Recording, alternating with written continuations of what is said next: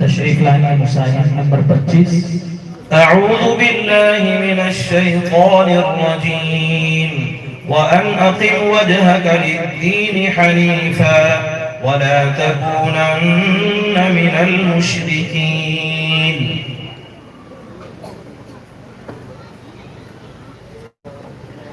أعوذ بالله من الشيطان الرجيم.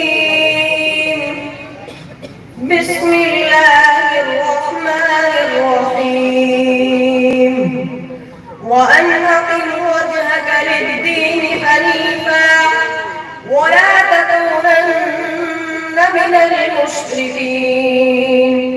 ولا تدع من دون الله ما لا ينفعك ولا يضرك، فإن فعلت فإنك إذا من الظالمين.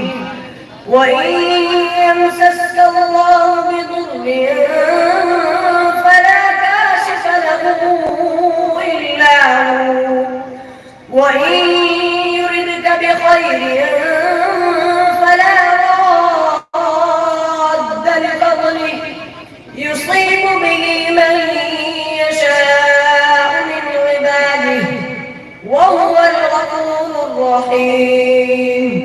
قل يا أيها الناس قد جاءكم الحق من ربكم، فمن اهتدى فإنما يهتدي لنفسه، ومن ضل فإنما يضل عليها، وما أنا عليكم بوكيل. واتبع ما يوحى إليك واصبر حتى يحكم الله وهو خير الحاكمين. بسم الله الرحمن الرحيم. ألف لام را. كتاب أحكمت آياته ثم فصلت من لدن حكيم خبير.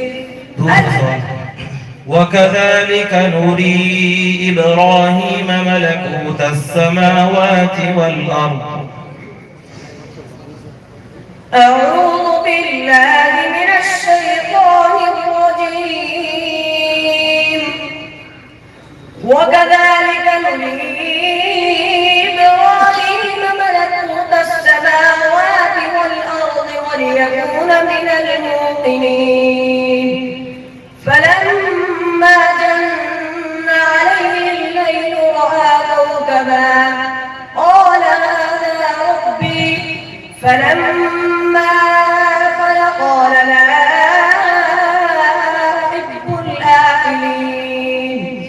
فلما رأى القمر بازغا قال هذا ربي، فلما أفل قال لئن لم يهدني ربي لأكونن من القوم الضالين. فلما رأى الشمس بازغة قال هذا ربي، فلما أفلت قال هذا ربي هذا أكبر. فلما رأى الشمس بازغة قال هذا ربي هذا أكبر. فلما أفلت قال يا قوم إني بريء مما تشركون. إني وجهت وجهي للذي فطر السماوات والأرض حنيفا وما أنا من المشركين. وحاجه قومه قال أتحاجوني في الله وقد هدان ولا أخاف ما تشركون به إلا أن يشاء ربي شيئا وسع ربي كل شيء علما أفلا تتذكرون. बस इल्ला अन यशा, इल्ला में कौन सा मद होगा? मध्य मुनफसिल होगा। अन यशा में कौन सा फायदा? अन यशा इदगाम मअल गुन्नह होगा। शीन का मखरज,